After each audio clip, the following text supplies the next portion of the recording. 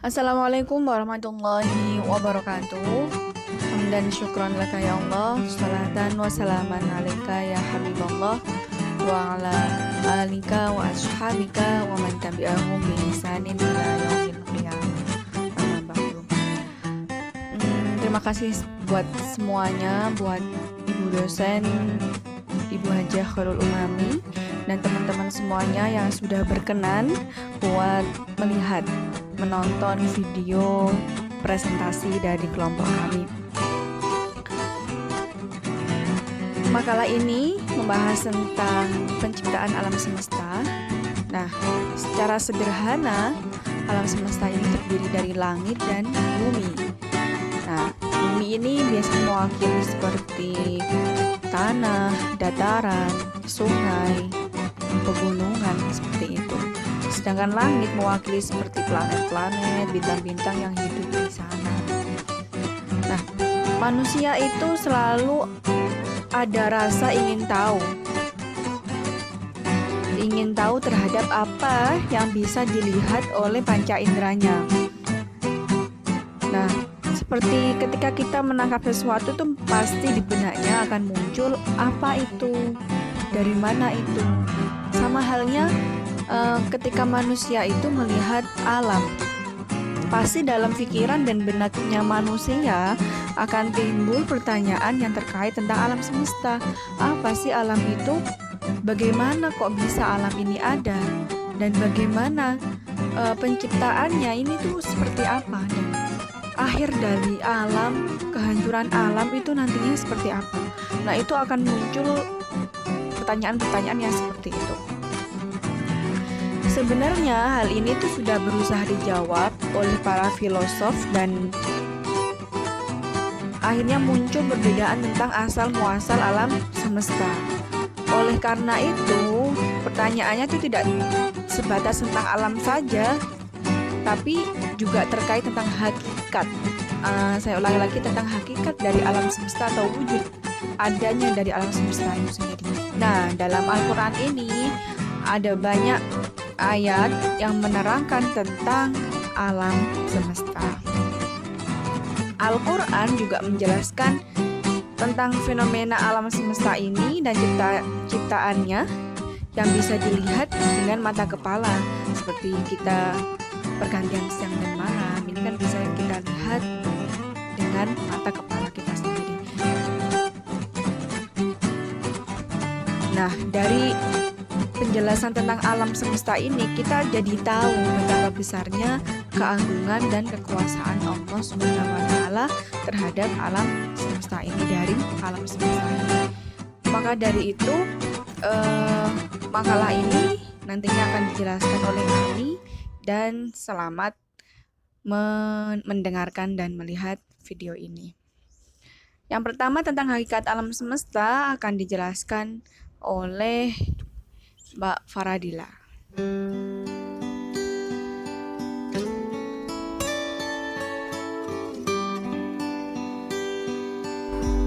Bismillahirrahmanirrahim.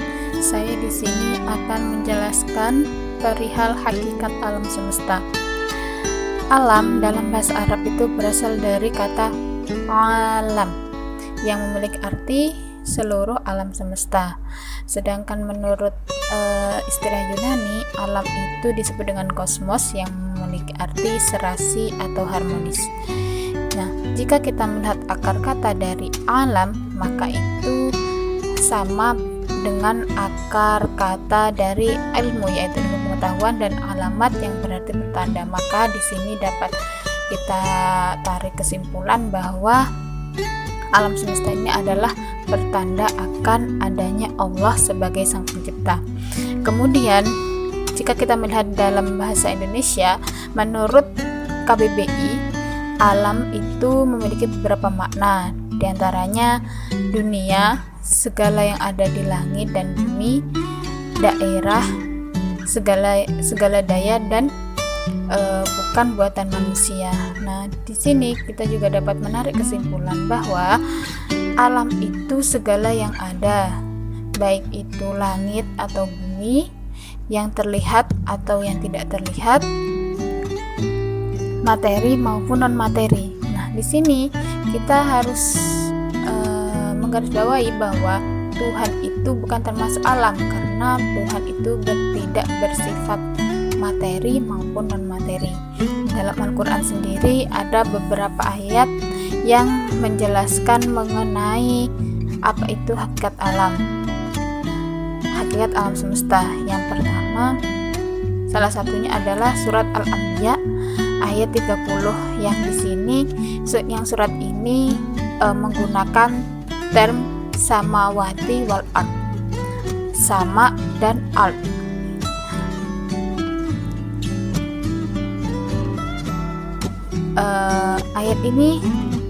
Dalam ayat ini menjelaskan bahwa jagat raya itu adalah sebuah massa atau susunan unsur-unsur yang unsur-unsur itu berada dalam perbentangan. Nah, alam semesta menurut Al-Quran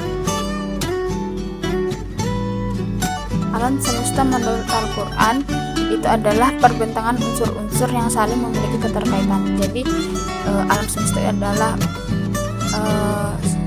sebuah unsur-unsur yang saling berkaitan. Nah, alam semesta ini juga mempunyai hukum-hukum dan sebab-sebab alamiahnya. Jadi pada hakikatnya alam semesta itu dapat dipahami sebagai wujud bukti bahwa Allah itu ada, bahwa Allah itu maha pencipta dengan keesaannya dan dengan sifat belas kasihnya. Maka alam semesta ini dan seluruh isinya mencakup juga hukum-hukum yang terkandung di dalamnya itu sebagai bukti bahwa keberadaan Allah itu memang benar-benar ada. Sebagai makhluk, alam semesta ini memiliki keterkaitan dengan sang pencipta, yaitu Allah sang Khalik. Maka alam semesta ini sangat bergantung kepada penciptanya.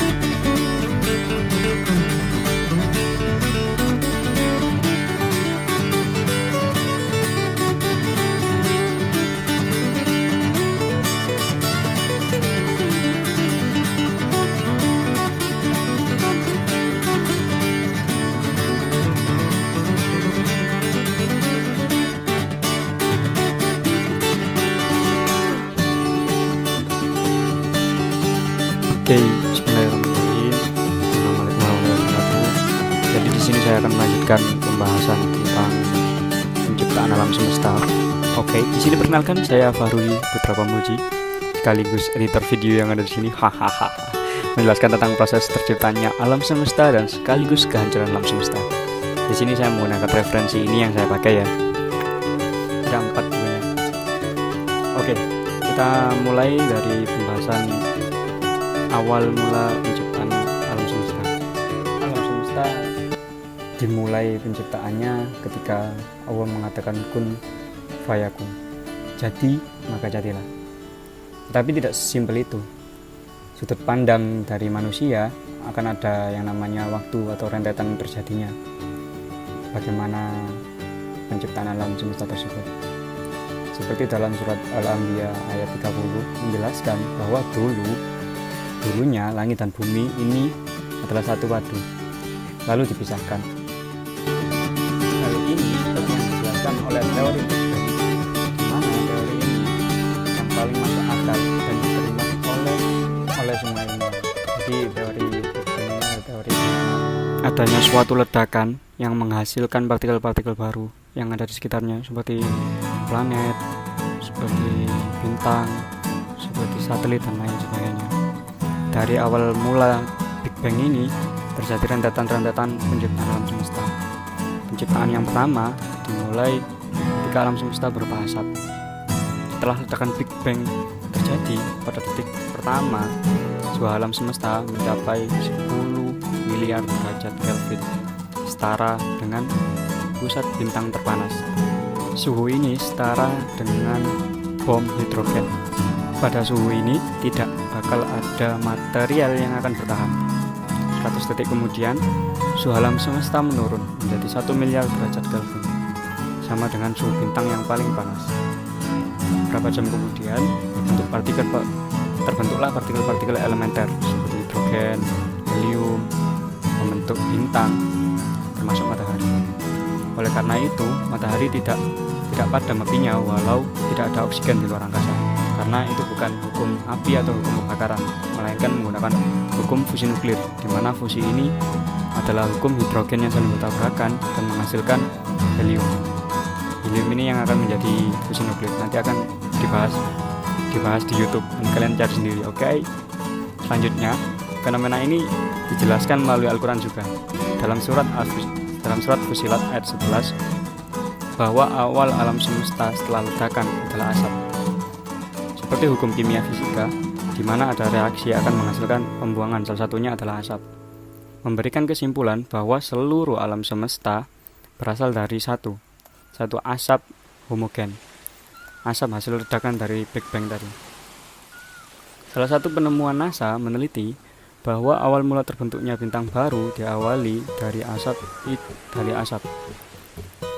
yang sangat tebal dan panas lalu memadat. Lalu bagaimana yang namanya asap bisa menjadi padat dan memiliki massa yang berat? Itu disebabkan partikel asap berkumpul menjadi partikel baru yang lebih rapat, seperti air atau benda-benda padat. Akibat tekanan udara yang sangat menekan di luar angkasa sana, hingga pada akhirnya asap ini berkumpul menjadi satu hingga menjadi partikel yang padat, bisa menjadi planet. Suatu contoh ketika kita kita ada asap itu kalian masukkan ke suatu tempat lalu kalian tutup rapat-rapat, pasti itu akan terjadi pengembunan.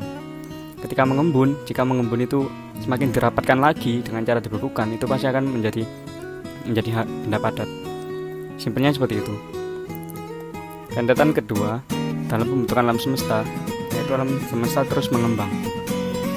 Sebagaimana yang telah dijelaskan dalam Al-Quran surat Az-Zariyat ayat 47, yang saya kutip penggalan artinya, kami benar-benar meluaskannya. Pada tahun 1929, seorang astronom bernama Edwin Hubble mengamati bahwa galaksi dalam alam semesta semakin berjauhan. Hal ini membuktikan bahwa teori Big Bang dimulai dan hingga saat ini masih berlangsung efek dari letusan besar yang terjadi. Hasil penemuan tersebut memberikan kesimpulan bahwa alam setiap saatnya semakin mengembang. Galaksi antar galaksi saling berjauhan dengan kecepatan yang sangat signifikan. Para ilmuwan yakin ini bukanlah semata-mata kebetulan semata, karena pergerakan-pergerakan ini seperti ada yang mengatur. Lalu rentetan penciptaan alam semesta yang ketiga adalah hitungan alam semesta. Mari kita coba menghitung usia alam semesta. Dengan bantuan alat yang ada di ilmu pengetahuan masa sekarang, dapat mudah saja memberikan penjelasan berapa lama usia alam semesta ini. Ilmu pengetahuan memberikan informasi bahwa alam semesta sudah ada 13 hingga 14 miliar tahun dan membutuhkan 9 miliar tahun sampai akhirnya matahari dan bumi terbentuk. Sedangkan dalam Al-Quran dijelaskan penciptaan alam semesta itu hanya membutuhkan waktu 6 hari. Seperti pada surat Al-A'raf ayat 54, Yunus ayat 3, Hud ayat 7, Qaf ayat 38, As-Sajdah ayat 4, Al-Hadid ayat 4. Di sini semua ayat menjelaskan bahwa penciptaan alam semesta menggunakan kata-kata sitati ayam atau 6 hari. Apakah Al-Quran dalam hal ini dikatakan salah? Karena ilmu pengetahuan membuktikan bahwa usia alam semesta ini sekitar 14 miliar tahun dalam penjelasannya. Mari kita buktikan kebenarannya. Dari ayat-ayat tadi ada hal yang menarik, di mana setelah penyampaian 6 hari pembuatan alam semesta, Allah menjelaskan dalam Al-Quran, kemudian dia bersemayam di atas ars. Kita kesampingkan hal ini, tapi jangan dilupakan. Ingat ya, kemudian dia bersemayam di atas ars sebagai kunci pembahasan kita selanjutnya. Kita mengambil surat lain yang menjelaskan bahwa malaikat-malaikat dan Jibril naik menghadap pada Allah dalam sehari yang kadarnya 50.000 tahun.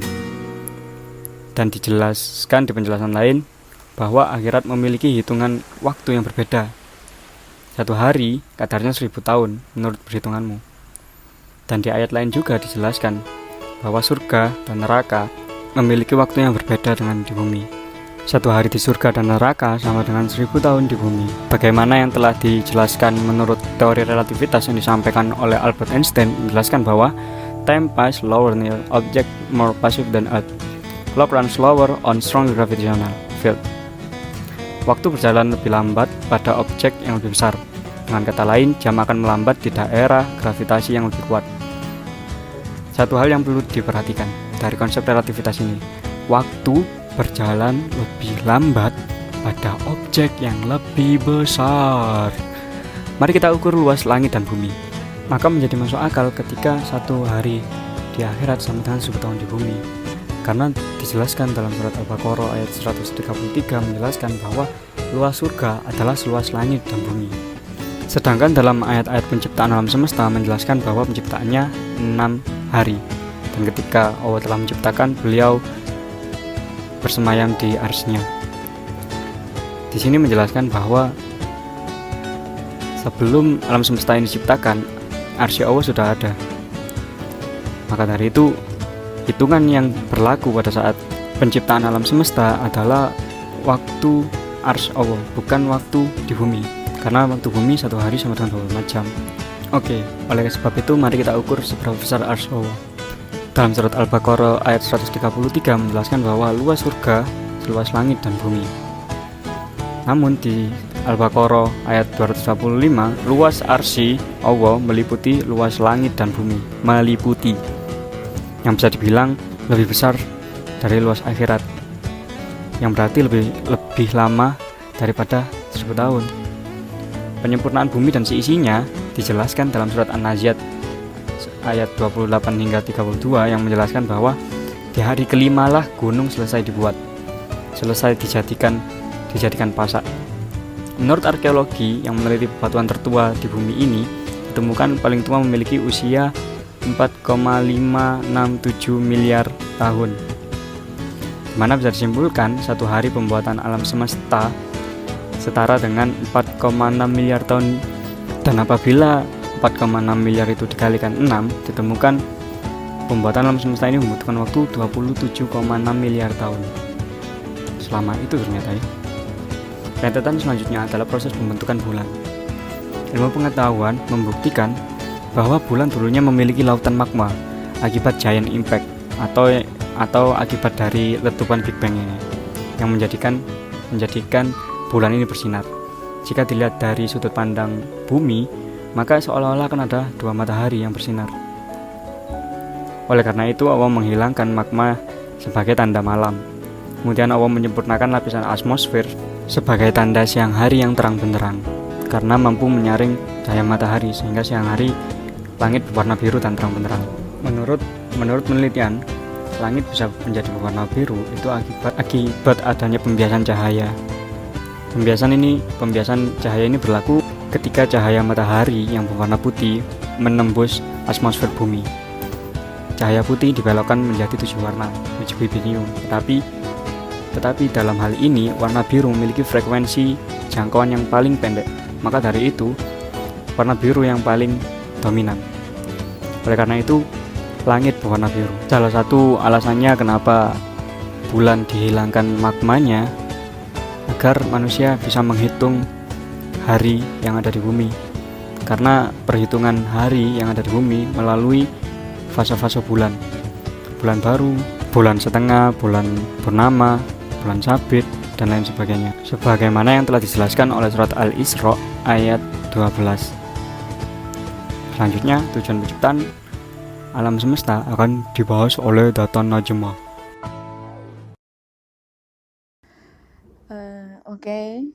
Saya lanjutkan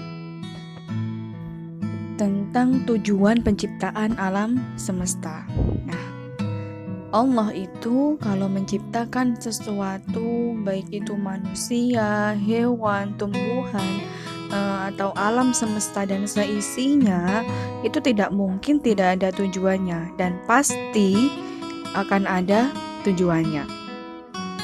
Nah, apa sih tujuan dari Allah itu menciptakan alam semesta? Di sini saya menuliskan 3, tapi sebenarnya mungkin ada banyak selain ini ya. Nah, satu, agar manusia itu selalu beriman dan selalu bertafakur atau selalu bertadabur, selalu berpikir, seperti itu. Nah, di dalam Al-Quran ini banyak sekali yang menggambarkan fenomena-fenomena alam, dan itu ditujukan untuk diperlihatkan kepada ciptaannya, yaitu manusia, bahwa yang mengatur dan yang menciptakan alam semesta itu Allah, seperti itu. Pasti kita tahu kalau semuanya yang mengatur tumbuhan itu berbunga, berbuah, malam berganti siang, siang berganti malam, gelombang lautan, itu semuanya yang mengatur pasti Allah, dan kita itu harus berpikir tentang itu. Nah, dalam visi Al-Quran, fenomena alam tersebut itu adalah tanda-tanda yang maha kuasa, dan suatu pemahaman tentang alam adalah analog dengan pemahaman tanda-tanda yang bisa membawa kita meraih pengetahuan tentang Tuhan. Mungkin ini sudah pernah dijelaskan juga di entah kelompok berapa yang mengenai ayat-ayat tentang Tuhan, ayat-ayat tentang Allah yang bisa kita lihat, yang bisa kita yakinkan bahwasanya Allah itu ada dengan adanya alam semesta ini. Ada beberapa ayat yang menjelaskan tentang ini. Ada Adz-Dzariyat, wa fil ardi ayatul lil muqinin wa fi anfusikum afala tubsirun. Terus juga ada Quran surat An-Naml, wa qulil hamdulillahi sayurikum ayati fata'rifunaha wa ma rabbuka bighafilin amma ta'malun. Terus saya cantumkan lagi ada surat Ar-Rum, wa min ayatihi khalqus samawati wal ardi wa ikhtilafu alsinatikum wa alwanikum inna fi dzalika laayatil lil alamin. Seperti itu. Nah, dari contoh-contoh ayat tersebut ini menerangkan bahwa di bumi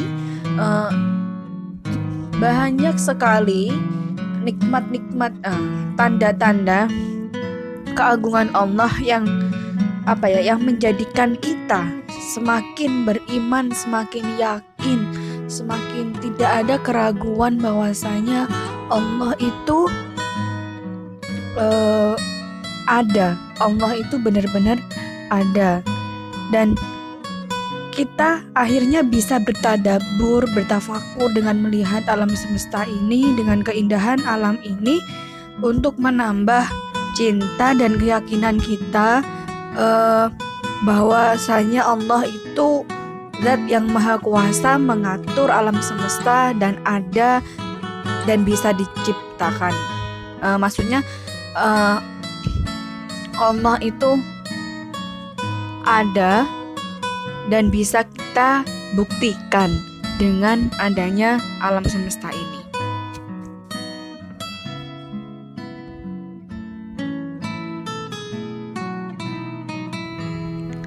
Nah, untuk tujuan yang kedua ini untuk kemaslahatan umat manusia. Selain tadi yang pertama untuk menambah keimanan kepada Allah Subhanahu wa taala, alam ini juga diciptakan kepada manusia untuk kemaslahatan manusia itu sendiri. Dengan apa? Tentunya dengan memanfaatkan kekayaan-kekayaan yang ada di alam semesta. Nah, di samping itu sebagai tempat pijakan manusia untuk melaksanakan fungsi dari aktivitas sehari-harinya, untuk mencari pekerjaan, untuk bekerja, untuk segala hal juga dilaksanakan di bumi ini. Dan banyak sekali ayat yang menyatakan bahwa alam dan kekayaan yang dikandungnya ini diciptakan untuk manusia. Contohnya surat Al-A'raf, walaqad makkannakum fil ardi wa ja'alna lakum fiha ma'ayish qalilan ma tashkurun. Nah, dalam kitab Tanwirul Mikbas karya Fairuz Abadi yang mana ia ini mengutip dari sahabat Ibnu Abbas bahwasanya manusia ini telah diberikan Allah nikmat yang banyak sekali yang kita tidak bisa hitung nikmatnya, tetapi banyak juga manusia yang kurang bersyukur terhadap nikmat-nikmat yang telah diberikan Allah ini, baik itu nikmat lahir dan batin ya. baik itu berupa makanan, minuman, kesehatan seperti itu. Tapi manusia banyak yang kurang bersyukur. Terus juga ada surat Al-Qasas, wa min rahmatihi ja'alakumul laila wan nahara litaskunu fihi walitabtaghu min fadlihi wa la'allakum tashkurun. Terus juga ada surat Al-An'am, wa huwal ladzi ja'ala lakumun nujuma litahtadu biha fi dhulumatil barri wal bahr qad fassalnal ayati liqaumin ya'lamun. Tentunya sebenarnya ada banyak lagi ayat-ayat yang menerangkan ini, tapi saya hanya mencantumkan 3 ayat saja.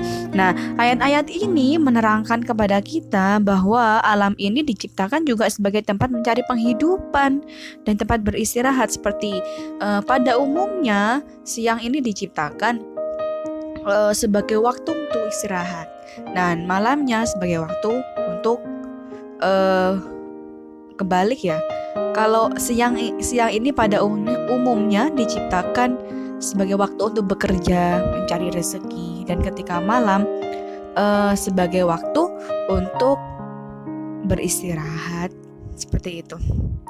Dan tujuan yang ketiga ini sebagai penyeimbang alam, dan Allah ini menciptakan seperti lautan, gunung, daratan, bukit, pegunungan, apalagi ya. Nah, seperti itu pasti juga ada keseimbangan di situ. Nah, seperti contoh ini gunung api yang berada di daratan maupun di lautan. Ini tidak hanya sebagai fungsi benda yang untuk meluluh lantahkan kehidupan di bumi ini, tidak hanya seperti itu, tetapi melainkan juga ini sebagai pasak untuk bumi. Nah, ternyata akar dari gunung itu lebih tinggi 10 sampai 15 kali lipat dari ketinggian gunung itu sendiri. Di akarnya gunung itu, dan ini fungsinya untuk menggenggam lempengan-lempengan kerak bumi, dan dengan itu maka bumi ini tidak mudah terombang-ambing. Nah, singkatnya diumpamakan 2 kayu yang paku sebagai gunung dan kayunya sebagai bumi, seperti itu. Dan ini sesuai dengan ayat An-Naba, alam naj'alil arda mihada wal jibala autada, seperti itu.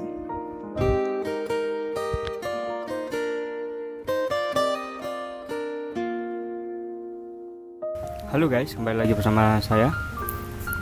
Kali ini saya akan menjelaskan tentang kehancuran alam semesta. Bagaimana sih proses kehancuran alam semesta?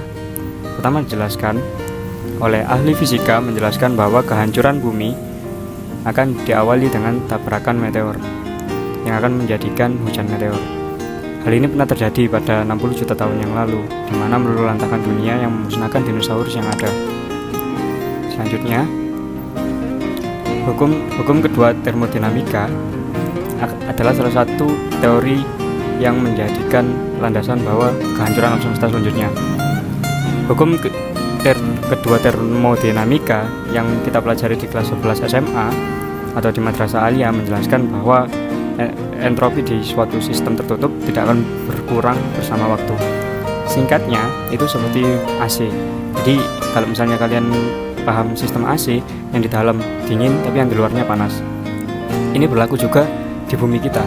Jika bumi kita atmosfernya semakin sedikit dan di dalam bumi ini semakin panas, maka akan menyebabkan pemanasan global. Selain pemanasan global, terjadi juga radiasi matahari yang sangat panas karena efek ozon atau atmosfer sudah semakin berkurang. Lalu kemungkinan ketiga adalah ledakan nuklir dari matahari yang memiliki radiasi yang sangat besar yang akan merusak planet dan akan menyerap apapun yang ada di sekitarnya. Yang pernah kita pelajari di pelajaran IPA bahwa bintang yang telah mati atau meledak itu akan menjadi black hole karena tekanan yang sangat kuat.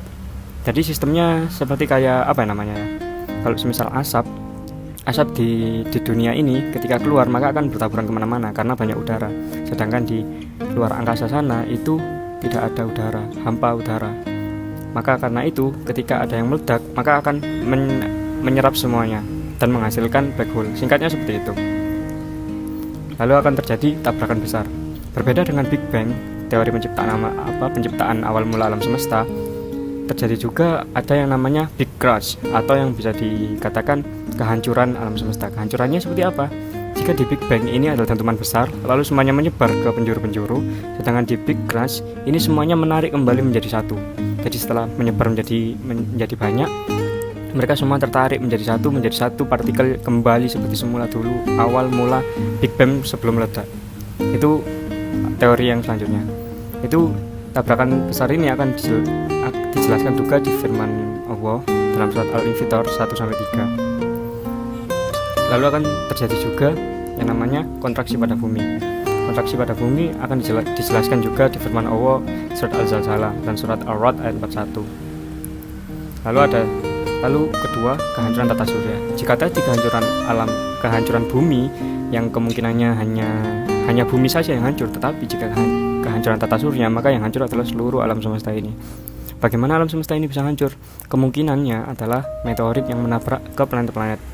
Ketika meteorit menabrak kepada planet, maka planet tersebut akan keluar dari orbitnya.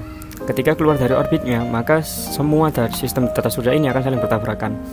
Jika semuanya saling bertabrakan, semuanya akan hancur dan meluluhlantahkan.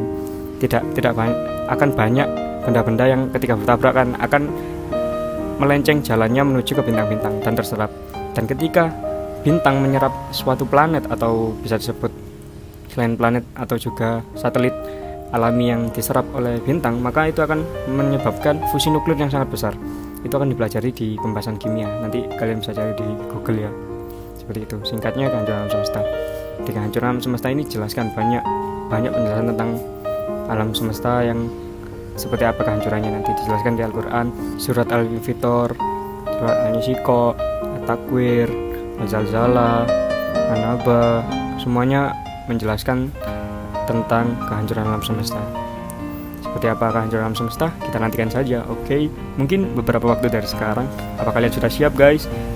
Kehancuran akan dimulai dalam 3, 2, 1. Nggak jadi prank. Hahaha. Terima kasih guys telah mendengarkan dan menonton video kami sampai selesai. Kurang lebihnya dari kelompok 3 mohon maaf. Nun wal qalam turun. Wassalamualaikum warahmatullahi wabarakatuh.